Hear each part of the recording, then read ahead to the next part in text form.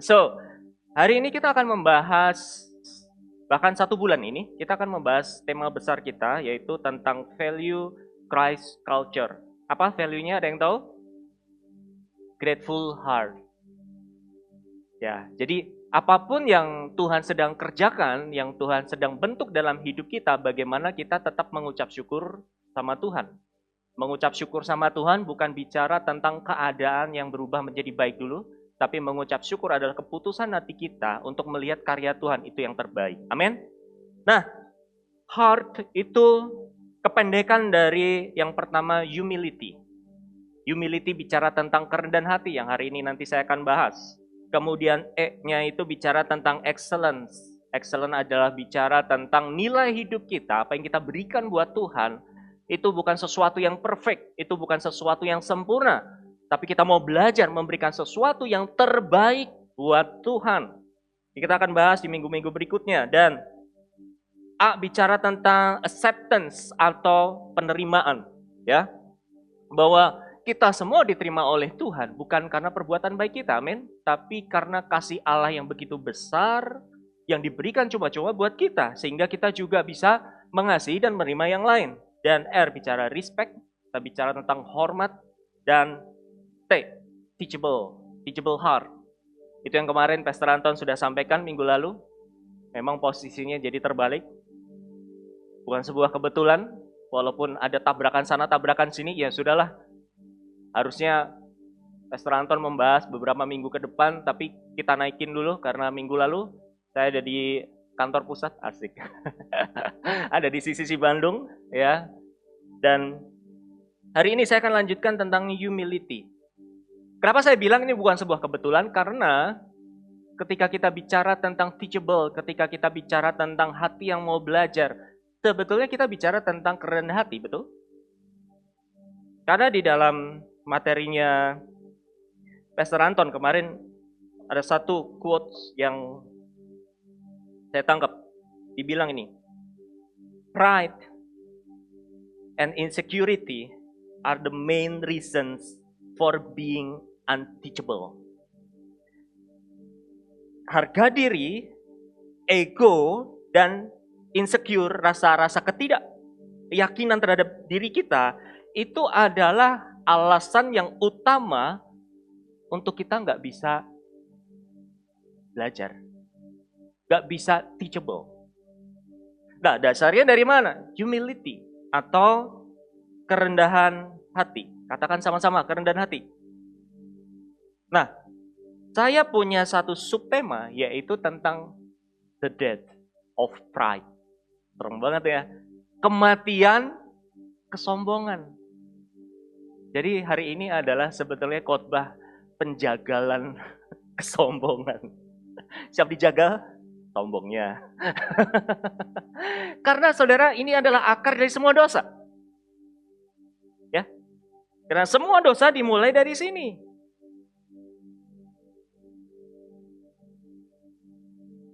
Kesombongan bukan hanya bicara tentang perilaku.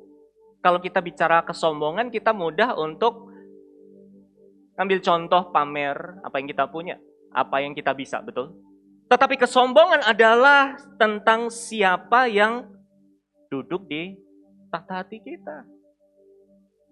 Ini elementary banget, ini mendasar banget, ini basic banget, saudara semua. Dan ini menjadi fondasi yang kuat.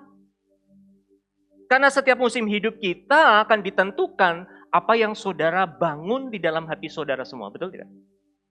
Apa yang keluar dari mulut saudara, apa yang keluar dari reason atau alasan saudara terhadap keadaan yang kita sedang alami, itu sebenarnya sedang menyatakan, sedang mereveal apa yang ada di dalam hati kita.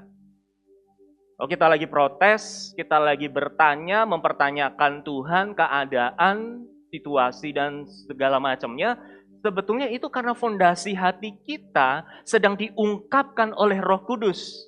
Ini loh Gus, kamu tuh masih sombong. Jadi kesombongan bukan bicara tentang perilaku, kesombongan bukan bicara tentang pamer. Bukan berarti pamer nggak termasuk kesombongan, termasuk. Tetapi akar daripada kesombongan adalah apa? Siapa yang duduk di hati kita. Nah, sepanjang hari sermon waktu ini, saudara, saya akan bicara tentang hal ini. Menarik. Musuh terbesar bukan berada di sekeliling kita. Bukan keluarga saudara, bukan orang yang nyebelin saudara, bukan keadaan yang jahat, bukan situasi juga yang lagi gelap.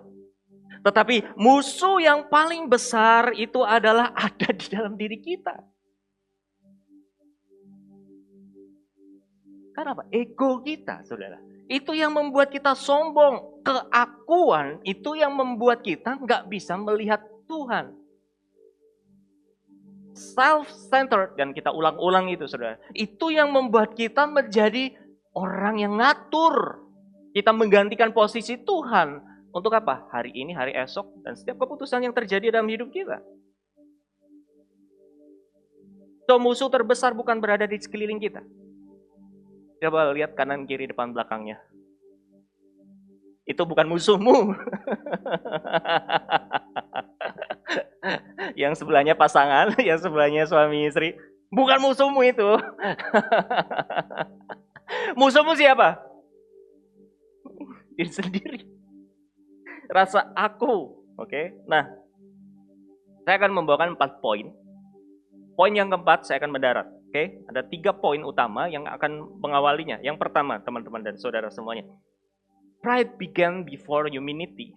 Atau kesombongan itu sudah ada sebelum manusia diciptakan. Saudara tahu itu di mana posisinya?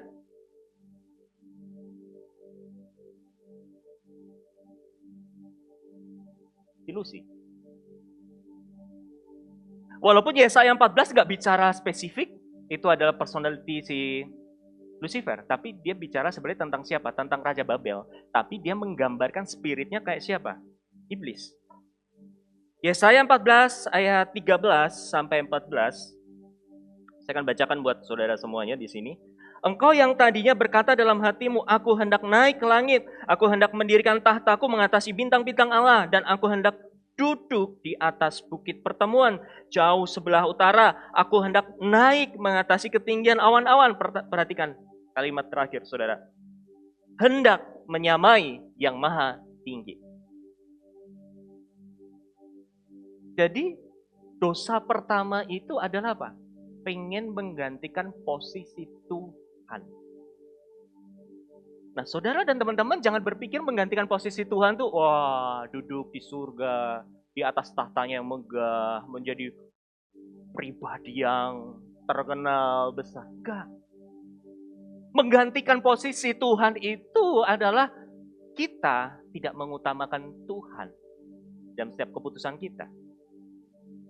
Setiap kali saudara lagi menunggu, setiap kali saudara lagi berproses, setiap kali saudara lagi beriman, setiap kali saudara lagi berharap sama Tuhan, masalahnya saudara tetap surrender nggak, berserah nggak sama Tuhan, tetap percaya nggak sama Tuhan, atau seperti bangsa Israel, waktu dia nunggu Musa naik ke gunung, bangsa Israel komplain, nggak komplain sih. Sebetulnya hatinya baik untuk apa? Pengen beribadah kepada Tuhan, sama seperti bangsa Israel dipimpin oleh Musa. Setiap hari mereka ibadah. Tapi Musanya lagi nggak ada. Musanya lagi naik gunung. Bukan hiking untuk camping biasa, saudara, tapi sedang menantikan hati Tuhan untuk bangsa Israel. Nah, masalahnya adalah bangsa Israel nggak sabar nunggu. Akhirnya apa? Ya, kita kehilangan kebiasaan. Biasanya kalau dipimpin worship sama Loren, sama Niko itu, wah kita luar biasa. Biasanya kalau ibadah itu ada alat full band, itu rasanya enak banget segala macam. Kok sekarang nggak ada ya? Kok sekarang nggak dipimpin sama WL yang bikin kita naik ya, dan seterusnya. Akhirnya apa? Mikir sendiri, ngide sendiri. Yuk, yaudah yuk, kita nyembah diri yuk. Gak ada Loren mah gak apa-apa, gak ada Niko mah gak apa-apa, gak ada Mike juga gak apa-apa. Emang mereka siapa? Maaf, izin, bukan gitu maksudnya. Tapi kadang gini, kita selalu mengandalkan sesuatu yang biasa untuk kita biasakan. Dan ketika sesuatu yang biasa diambil, kita akhirnya apa? Ngide. Dan kita kehilangan. Dan itulah celahnya, saudara. Sama seperti bangsa Israel ketika dia beribadah kepada Tuhan, terbiasa beribadah, dan akhirnya Di kehilangan kebiasaan itu akhirnya apa? Nuntut. Harun, kita pengen dong ibadah kayak Musa pimpin kita beribadah siang malam. Akhirnya apa yang dilakukan oleh Harun, saudara? Ya udah, sini. Semua emas yang kamu punya kumpulin jadi satu, kita lebur dan kita jadikan lembu emas. Saya masih terheran-heran dengan kisah ini, saudara. Karena apa? Harun, siapa dia? Waktu Tuhan membuat mujizat atas bangsa Israel, di mana Harun, saudara? Ada bersama-sama dengan Musa. Dia adalah sosok yang menjadi apa?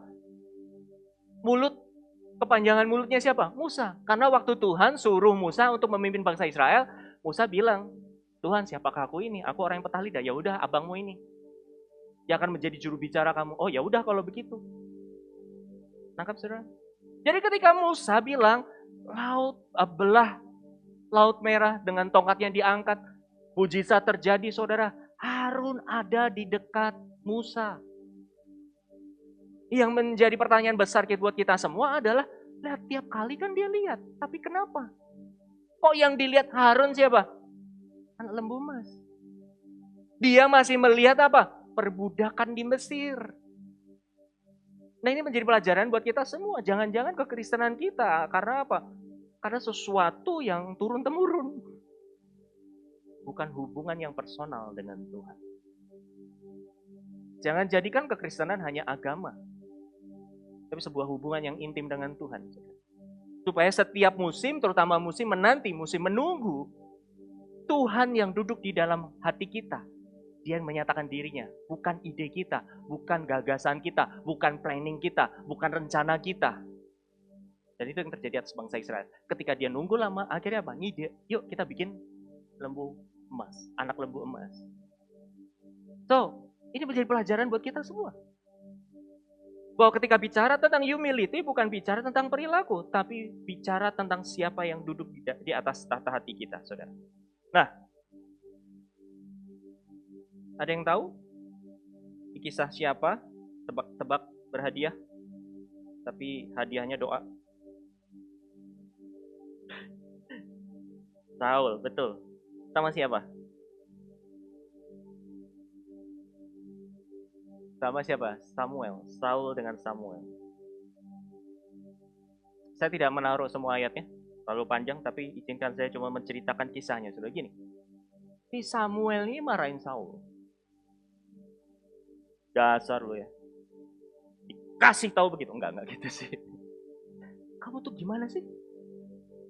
Kan itu semua bangsa harus ditumpas. Rajanya juga harus ditumpas. Segala harta benda juga harus dimusnahkan. Tapi apa yang terjadi teman-teman semuanya? Saul izinkan. Raja siapa ya waktu itu ya? Nanti baca sendiri ya. Tapi Saul punya alasan gini loh. Aku memang melakukan perintah yang Tuhan mau. Aku membiarkan rajanya ini hidup supaya apa? Rakyatku melihat bahwa kita menang. Perhatikan saudara. Kelihatannya reasonable nggak? Cukup beralasan nggak? Sangat. Logik. Tetapi kan perintah Tuhan apa? Tumpas habis. Tapi dia masih sisakan. Dan ini bukan hanya kasus pertama, saudara. Ada kasus di mana juga waktu bangsa Israel mau berperang, kan harus beribadah dulu. Nah, Samuel ini yang menjadi imam. Dia yang melakukan ibadah, yang memimpin ibadah bangsa Israel kepada Tuhan. Dan waktu Saul nunggu lama, Samuel nggak datang-datang. Ini kemana sih Samuel? Zaman itu kan nggak ada handphone ya. Zaman itu nggak ada pesan instan untuk disampaikan kepada Samuel. Nah, waktu Saul nunggu lama, akhirnya apa yang dilakukan oleh Saul, saudara? Dia yang memimpin ibadah. Padahal di perjanjian lama, itu imam dan raja itu tugasnya beda-beda. Imam itu yang membawa umat untuk beribadah kepada Tuhan. Sedangkan raja yang menjalankan pemerintahan apa yang Tuhan sampaikan kepada bangsa Israel dan dia lakukan. Nah, Saul mengambil posisi siapa? Imam. Ya gara-gara lu lama. Ya udah, emang nggak ada kamu kita berhenti, jalan aja, gas. Itu yang menjadi dosanya siapa? Saul. Dosanya Saul, kejatuhannya Saul itu bukan karena dia cuma iri, saudara. Masalahnya adalah apa? Hatinya sombong. Tangkap poinnya. Dan ini yang membuat satu kebenaran bahwa gini loh. Kejatuhan, kalau Bu Iren sering membagikan kepada kita, kejatuhan dosa manusia itu 3 tak. Tahta, harta, wanita, dan pria. Dipaksakan. Ya dong, gak adil dong, laki-laki perempuan juga bisa kegoda gitu ya. Tapi dari ketiga kejatuhan ini saudara, yang paling susah atau sulit untuk naik lagi adalah apa? Kejatuhan dalam tahta. Kalau harta, kita bisa ditobatkan. Kalau masalahnya melalui pasangan hidup, saudara, itu juga bisa. Tapi kalau sudah jatuh di atas tahta, itu sulit. Contohnya siapa? Lucifer tadi. Tuhan mau nggak memperdamaikan dia dengan Allah, saudara? Pasti mau.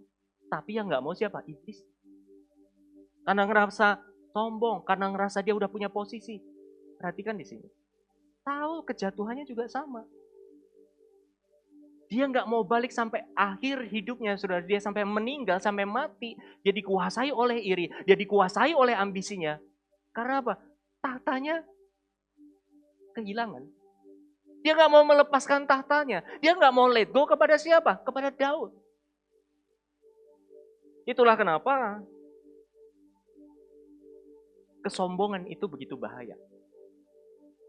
Dan itu akarnya, saudara semua. Nah, itu poin yang pertama. Saya masuk ke poin yang kedua. Kalau gitu, apa aja sih sebenarnya bentuk kesombongan itu? Tadi kan saya katakan, kesombongan bukan soal pamer. Kesombongan bukan soal masalah ini loh, ini hasil gua. Ini loh karya gua. Enggak itu aja. Tapi kesombongan memiliki banyak topeng. Kita bongkar satu-satu. Ya, supaya saudara semua bisa relate ini, bisa berkaitan dengan hal ini, bisa dan reflect apa sih yang sebetulnya tinggal di dalam hati kita. Kesombongan apa sih? Yang pertama, topeng yang pertama adalah kesombongan yang terlihat. Itu jelas. Kalau di Alkitab, saudara, contohnya siapa? Lucifer dan Nebukadnezar. Kesombongan yang terlihat itu muncul ketika seseorang meninggikan diri. Dia haus akan tahta, dia haus akan kendali. Dan mengambil kemuliaan buat siapa? Aku. Kalian harus sembah semuanya. Mengambil kemuliaan bagi dirinya dan menempatkan dirinya di atas posisi yang seharusnya menjadi milik siapa? Milik Tuhan.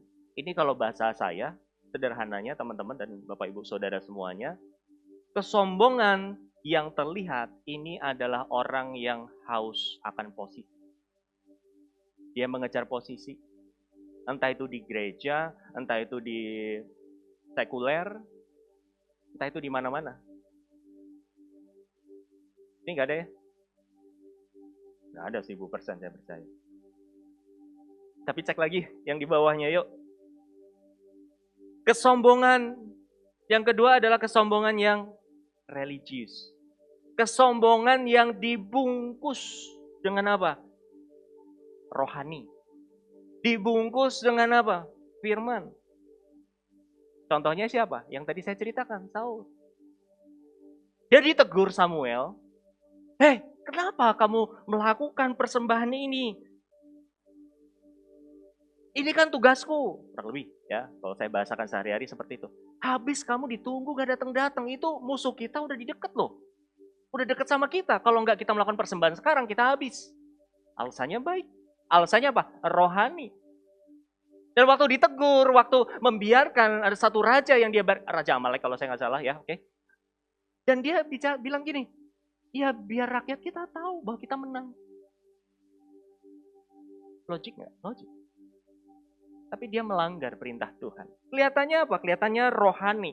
Bahwa kesombongan yang sifatnya rohani atau religius ini adalah Kesombongan dapat bersembunyi di balik aktivitas rohani kita, saudara. Saul tetap berbicara tentang korban bagi Tuhan, tetapi tidak mentaati perintahnya. Ia lebih mempertahankan kehendaknya daripada tunduk kepada Tuhan. Dia lebih memegang pride-nya sebagai seorang raja, sebagai seorang pemimpin yang ketika didesak sama rakyatnya, ayo kamu mau pimpin kita kemana? Itu musuh udah deket loh sama kita. Karena desakan-desakan itu dari bawah, makanya pasal, ya udah deh. Itu yang terjadi sama Harut tadi. Sama. Amin, nggak ada di sini. Kesombongan karena religius, karena rohani kita. Dan ketiga, kesombongan yang memakai insecurity. Contohnya siapa? Musa. Sombongnya di mana Musa coba? Halo? Ada yang tahu? Kan dia jelas-jelas disuruh Tuhan buat apa? Jangan. Saya orangnya di balik layar aja. Saya nggak kelihatan-kelihatan gitu. Saya orangnya mah di balik panggung. Saya orangnya yang duduk di meja aja. Cek hati kita, saudara. Ketika kita bicara tentang aku nggak di situ, aku di balik layar aja. Di balik alasan itu coba cek hati masing-masing, saudara. Karena kesombongan di dalam insecurity itu bukan berarti kesombongan yang terlihat, namun ketika kita terus berpusat sama apa? Perhatikan di sini, keterbatasan diri. Kalau tadi berpusatkan kepada apa yang aku punya, apa yang aku miliki, apa yang aku bisa. Kalau kesombongan insecurity adalah apa? Berpusatkan kepada keterbatasan. Aku nggak layak, aku nggak bisa, jangan saya. Makanya Tuhan ngedil hati Musa buat apa? Hey, ketika aku perintahkan kamu untuk jalan, jalan. Emang Tuhan gak punya perhitungan? Emang Tuhan cuma nyuruh orang gitu-gitu aja? Dia sudah screening, saudara.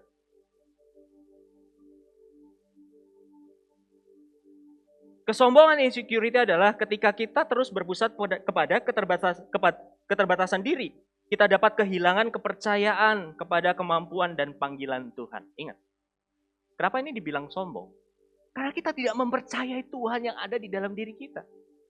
Halo? Bisa menangkap hal ini, saudara? Karena kebetulan, mostly, komunitas kita, gereja kita, itu banyak kaum introvert. Mau introvert, mau extrovert. Saya mau bilang sama teman-teman dan Bapak Ibu semua gini. Bukan tentang kita lagi, tapi tentang Kristus yang telah mati, yang telah duduk di atas tata hati kita. Bukan soal skillmu. Kenapa sih kita menjadi insecure, saudara? Karena apa? Kita melihatnya perfect.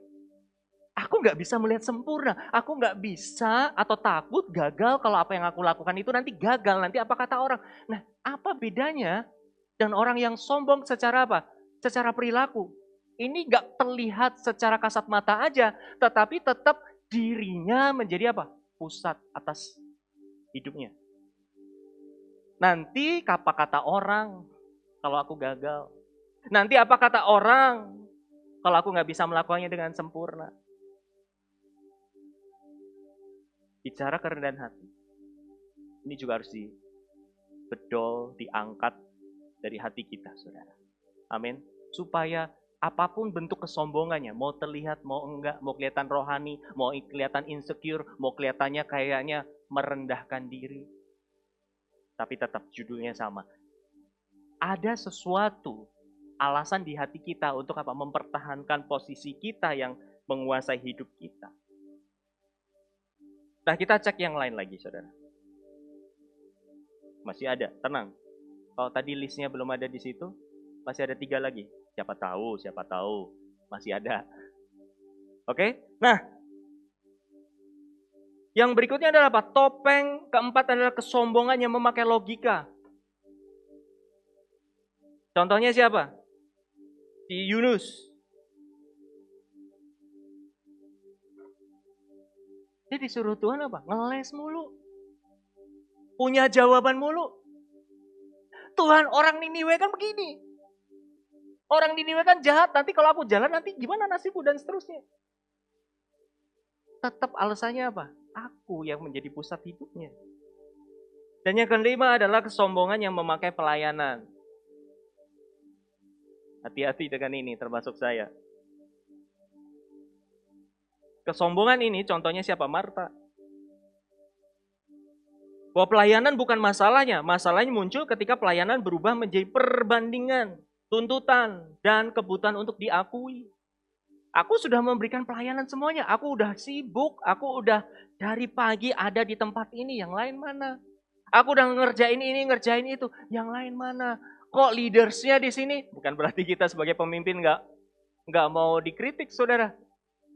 Tapi kadang-kadang kan kita menuntut apa yang menjadi hak kita, benar nggak? Haknya apa? At least divalidasi. Keren ya pekerjaanmu. Thank you ya. Tapi ketika kita nggak dapat itu, kita teriak. Kita merasa tidak diperhatikan. Dan topeng yang keenam, topeng yang terakhir adalah kesombongan yang memakai kebenaran. Kalau tadi kelihatan rohani, ini kebenaran. Ini yang paling, aduh. Contohnya siapa? Jelas, orang Farisi. Kebenaran dapat menjadi topeng kesombongan ketika pengetahuan tentang Tuhan tidak lagi membawa kita kepada kerendahan hati. Ingat. Debat boleh nggak? Sangat. Beda pendapat boleh? Boleh. Asal kita dengan sehat. Tetapi kalau tendensinya debat untuk apa? Gua harus menang. Apa yang aku tahu, itu yang paling absolut, paling tepat, paling benar. Dan ketika kita berdebat, menjadikan standar kita yang paling benar. Padahal pakai firman-firman. Contohnya banyak. Tapi nggak punya kerendahan hati. Iya ya. Nggak bisa mengakui bahwa iya, kamu benar. Setiap kali kita mungkin diceramahin, setiap kali kita mungkin dengar sharing, selalu ada jawaban. Kan harusnya begini, kan harusnya begitu. Firman Tuhan berkata ini, firman Tuhan berkata. Akhirnya tanding kebenaran. Jadi kesombongan yang memakai kebenaran ini adalah kebenaran dapat menjadi topeng kesombongan ketika pengetahuan tentang Tuhan tidak lagi membawa kita kepada kerendahan hati, tetapi membuat kita merasa lebih tinggi dan mencari pengakuan manusia.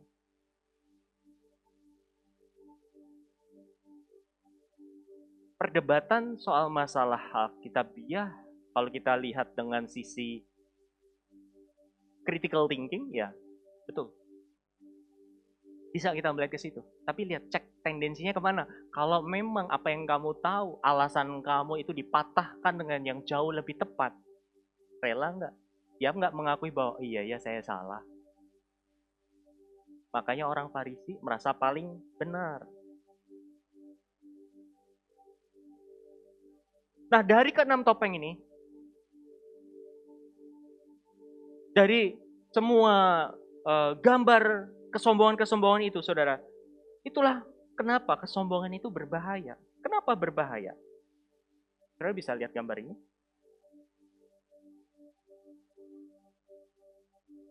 Pride, kesombongan, ego adalah gravitasi hati manusia. Artinya apa?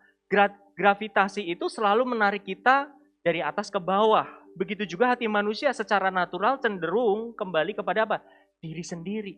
Sesuatu yang dikerjakan, sesuatu yang dilakukan, sesuatu yang kita buat untuk aku, dan aku. Apapun bentuknya. Mau yang tadi kelihatan secara perilaku, maupun yang tersembunyi. Pride membuat segala sesuatu berputar di sekitar aku. Aku mau ini, aku ngerasain ini. Aku yang paling tahu, aku yang paling layak, aku yang paling pantas, dan aku yang paling benar. Akhirnya ini yang menjadi pusat atas hidup kita, saudara. Itulah bahayanya apa kesombongan. Makanya waktu jatuh ke tahta itu tadi, susah untuk orang balik. Karena biasanya apa? Dia yang menjadi raja atas hidupnya. Dia yang mengatur, dia yang mengendalikan seluruh hidupnya, keputusan hari ini, hari esok. Coba kalau keadaannya itu semuanya floating, keadaannya itu semua tidak pasti. Halo? Tetapkah saudara mau setia dan taat? Waktu saya ngomong ini, sebenarnya ngomong sama diri saya, tadi di bawah saya ngomong sama diri. Hidup kami berdua, hari-hari esok itu semuanya lagi floating, semua lagi ngambang, semua lagi tidak pasti. Banyak aspek. Tapi waktu kita tadi waktu nyembah lagi kita worship, saya cuma sama bilang, Tuhan, apapun yang terjadi, kita mau tetap sembah Engkau. Apapun yang terjadi, nggak ngubah hati ini untuk terima panggilanmu, nggak ngubah kalau Engkau Tuhan yang baik, nggak ngubah Tuhan. Dan waktu itu diomongin enak nggak? Cabik-cabik hati. Tapi itu adalah penyembahan. Supaya apa? Kita geser siapa yang duduk di hati kita dengan Tuhan satu-satunya Raja atas hidup kita. Yang keempat, yang terakhir, kita landing di sini, saudara.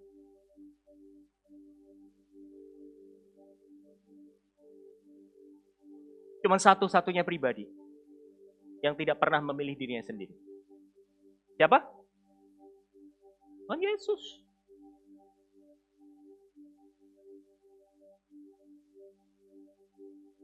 Ini adalah satu kebenaran yang hari-hari ini lagi hidup banget.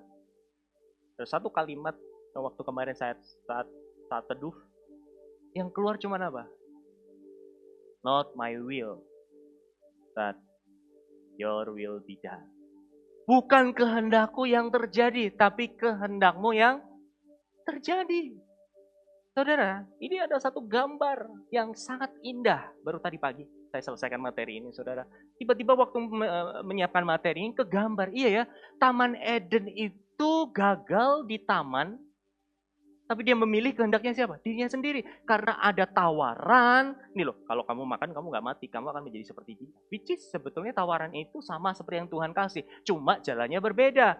Tuhan menawarkan, mendidik manusia, Adam dan Hawa, supaya apa? Kelak jadinya seperti dia juga, tapi dengan proses. Sedangkan si iblis kasih bypass. Nih, kamu makan ini. Nangkep poinnya, saudara? Bedanya manusia dengan Tuhan di sini. Manusia sering memutuskan dengan keputusan sendiri. Semua untuk aku. Ketika itu diambil dari Tuhan, ketika itu diambil dari kita teriak, why? Kenapa? Tapi beda dengan satu pribadi ini, Tuhan. Ketika dia yang harusnya nggak salah, ketika dia yang harusnya nggak harus mati di atas kayu salib, saudara, tapi dia harus lewatin. Tuhan, Bapak, aku adalah yang menciptakan semuanya. Kenapa aku harus mati? Tuhan, aku udah all out. Tuhan, aku udah mempersembahkan hidupku. Aku udah melayani. Aku udah, semuanya udahlah. Tapi kenapa itu harus terjadi dalam hidup saya? Perhatikan di sini. Bukan kehendakku, tapi kehendak Tuhan yang jadi atas hidup kita. Saudara mau bertobat semuanya? Kalau mau bertobat, pilih taat. Ketimbang apa? Pride kita. Ego kita. Saya minta izin ambil satu pengalaman ini, saudara. Bukan mentang-mentang saya lagi giat olahraga, tapi beneran saya dapat revelation banyak waktu saya olahraga. Tepatnya kemarin, saudara, waktu saya lagi jogging, saya bertahap. Saya belajar ngatur nafas, saya belajar untuk bangun fondasi form kaki saya supaya tepat mendarat segala macam. Saya belajar untuk step by step lah, baby step lah ya. Hingga di bulan ketiga, bulan ini saya olahraga. Saya lagi memacu, tingkat kecepatannya saya tambah. Biasanya 1 kilo berawal dari 10 menit, 9 menit, 8 menit, 7 menit, sekarang 6 menit. Itu ternyata nggak gampang. Nah, waktu saya 3 hari berturut-turut coba nih, saya pertahankan konsisten itu, pace itu. Bisa nggak gitu? Apakah kemarin kebetulan? Ternyata hari ketiga puji Tuhan, masih tetap sama. Di situ saudara, nafas udah ngos-ngosan, di situ pikiran udah mulai nyerang. Udah, stop aja masih hari esok, stop aja nanti sore juga masih bisa. Stop aja masih biar besok-besoknya segala macam. Itu tuh nyerang terus di pikiran saya. Makanya saya pernah nulis story di IG saya, lari itu olahraga yang paling nyebelin sebetulnya. Tapi justru di sini saya banyak belajar, saudara. Untuk apa? Menguasai diri. Untuk tetap melawan keterbatasan-keterbatasan itu. Sampai akhirnya dapat ayat gini. Tuhan Yesus itu taat dalam penderitaannya dia dan mati di atas kayu salib. Betul ya? Ternyata ketika saya belajar tentang konsistensi itu tadi dengan step yang seperti metronom, tok tok tok tok tok tik tok gitu. Dengan langkah yang konsisten, saudara, itu tuh ternyata lama-lama apa? Ganggu pikiran. Dan kaki mulai apa? Berat ya. Terus tiba-tiba dia itulah ketaatan. Kamu bisa memilih untuk stop ngikutin pikiran kamu. Juga ya. Udah deh, pokoknya udah terus ya. Udah pokoknya udah nafas, udah Senin Kemis begitu. Tapi saya tetap lihat detak jantung saya, saudara. Nah, lalu Tuhan mulai bicara gini. Ketaatan itu bicara kayak kita itu jalan di satu kotak. Rute kita kotak itu. Kalau Tuhan perintahkan kamu untuk jalan di kotak itu, so do it. Walaupun sebenarnya ada celah untuk masuk, kita keluar dari kotak itu dan itu bebas, itu free will kita. Tapi ketaatan bicara, kalau kamu ada disuruh jalan di kotak itu, lakukan aja terus. 10 kali ya. Waduh 10 kali, capek juga nih Tuhan. Tapi itulah ketaatan. So, ketaatan aja itu sudah berkorban, betul nggak? Tuhan Yesus lakukan itu dengan penderitaan. Itu yang bikin saya kayak, wow, gacor nih. Menderita, taat aja untuk melakukan apa yang menjadi perintah Bapa aja udah struggle, bener nggak? Ini ditambahin buat apa? Kamu harus taat sambil menderita ya. Come on. Oke. Itu yang Tuhan lakukan, saudara. Bukan kehendak dia, tapi kehendak Bapaknya yang harus terjadi. Nah, pelan-pelan kita akan selesaikan di sini. Di dalam Filipi pasal 2 ayat 5 sampai 9 panjang, tapi intinya saudara ya, dia yang dari rupa Allah tidak menganggap kesetaraan dengan Allah itu posisinya di atas, dia taruh dan dia apa? Mengambil rupa seorang hamba melayani. Dan menjadi sama dengan manusia dan dalam keadaan sebagai manusia apa? Dia merendahkan diri dan taat sampai mati. Sampai akhirnya apa? Dapat kemuliaan Tuhan. Nah, kalimat ini yang kemarin saya dapat. Bukan kehendakku yang terjadi, tapi kehendakmu yang terjadi Tuhan. Ternyata masih koma.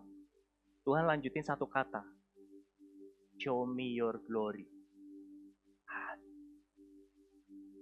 Acep banget nih. Saya tahu.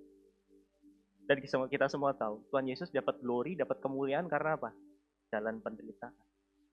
Artinya, kalau ada kalimat berkata show me your glory Lord, artinya apa? Masuk ke dalam peperangan baru. Itu yang common. Nah, kesombongan berusaha naik sendiri. Kerendahan hati bersedia untuk turun. Masalahnya mau nggak turunin hati saudara buat menerima apa yang harus terjadi?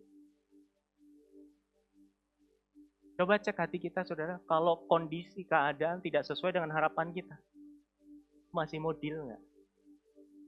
Mau masih tetap nyembah Tuhan nggak?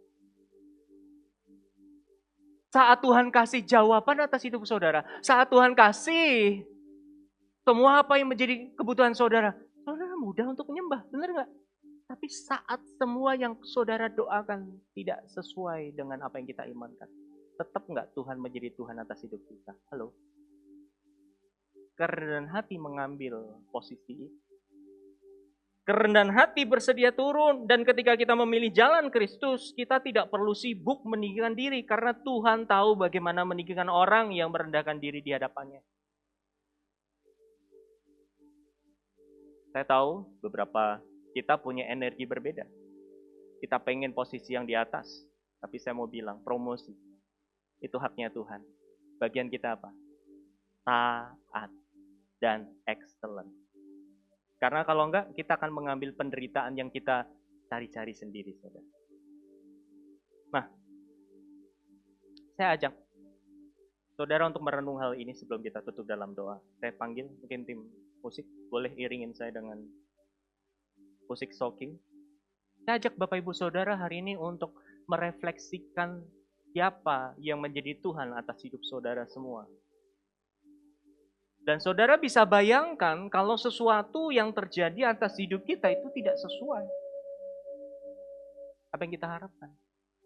Ini bukan bicara soal masalah kalah menang bertanding, tapi ini bicara soal masalah surrender. Bicara tentang apa? Keberserahan sama Tuhan. Kenapa kita harus berserah sama Tuhan? Waktu kita berserah sama Tuhan, kita itu sedang percaya sama Tuhan. Kita itu sedang membiarkan Tuhan duduk di atas tata hati kita. Amin. So, kalau kita bicara tentang kerendahan hati ini, dari tadi saya nggak membahas tentang ayo belajar rendahkan dirimu. Ayo belajar rendah hati ya. Karena apa? Itu semua nggak akan terjadi. Kerendahan hati itu akan terjadi ketika saudara betul-betul percaya, sadar hari ini bahwa iya ya, harusnya Kristus yang duduk di atas tata hati. Itu poin utamanya. Kalau khotbah ini hanya inspirasi, lakukan ini, lakukan itu, lakukan ini, lakukan itu. Percayalah saudara, kita akan gagal, kita akan jatuh lagi. Karena kesombongan itu sudah kita bawa dari sejak kita orok lahir. Amin. Yuk kita ambil posisi berdoa. Saya minta untuk diiringi sama lagu Stalking. Kita ambil waktu beberapa menit ke depan, 4 menit mungkin.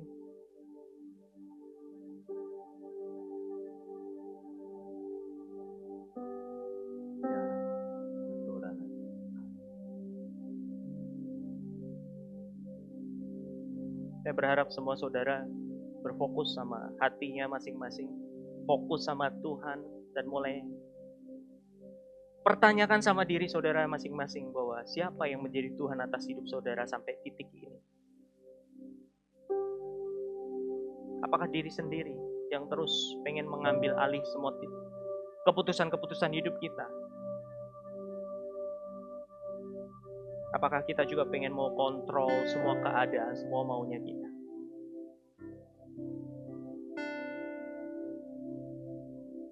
Mungkin hari ini saudara kita datang dan berpikir, kita nggak merasa kita bukan orang yang sombong.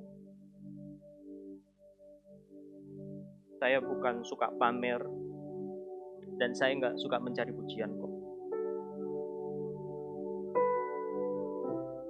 Saya juga tidak merasa lebih hebat dari orang lain, bahkan sebaliknya. Saya merasa saya rendah hati dan rendah diri mungkin.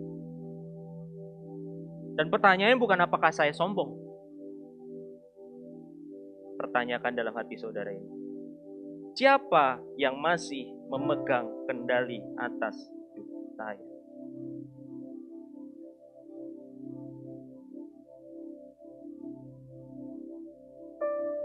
Karena kesombongan tidak berkata, lihat aku udah ngelakuin ini semuanya.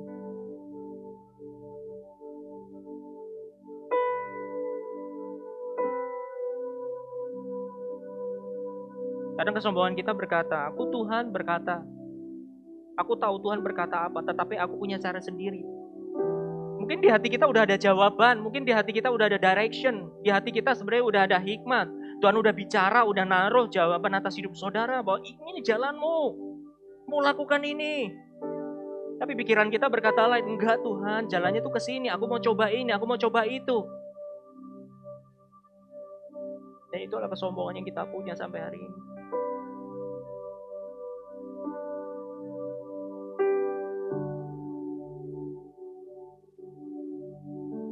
Kalau saudara merasakan apa yang saya rasakan, mungkin ini waktunya kita berhenti mempertahankan sesuatu yang selama ini ingin kita pertahankan.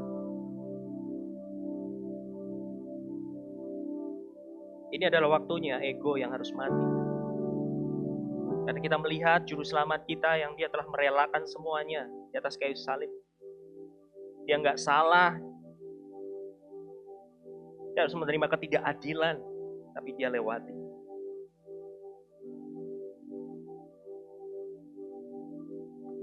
Jadi saya mau ajak hari ini saudara semua, bukan Bukan doanya gini, Tuhan jadikan aku rendah hati. Tapi saya mau ajak saudara semua untuk berkata ini di dalam hatinya, sejujur-jujurnya sama Tuhan, bilang gini, Tuhan, aku mau turun dari tahta, dan aku mau mempersilahkan Engkau yang duduk di atas tahta hati, menjadi Raja, sekarang sampai selama-lamanya. Inilah doa kami. Biarlah musim ini, hari ini boleh terjadi sesuatu yang besar. Dan Kau sudah persiapkan kami semua Tuhan untuk memiliki fondasi yang kuat. Karena kalau kami mendapat sesuatu yang dari-Mu Tuhan, kami mendapat satu jawaban doa kami Tuhan, kami memperoleh apa yang kami imankan hari ini Tuhan. Kami tidak berkata, loh ini loh aku usahanya sudah berhasil. No.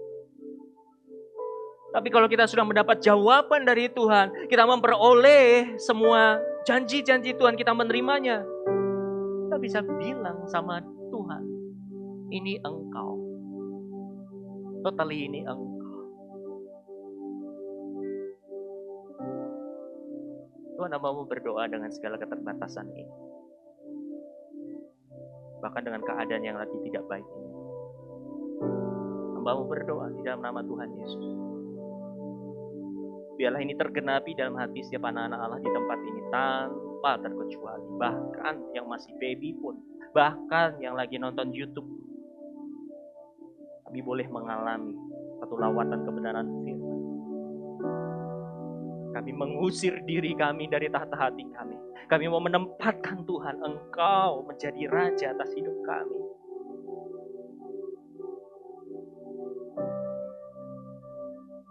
Dan biarlah kemuliaan bagi-Mu Tuhan. Apa yang terjadi Tuhan? Semua tentang Your glory. Tentang kemuliaan-Mu dinyatakan. Di dalam nama Tuhan Yesus, kami sudah berdoa dan mengucap syukur. Haleluya. Amin. Amin. God bless semuanya.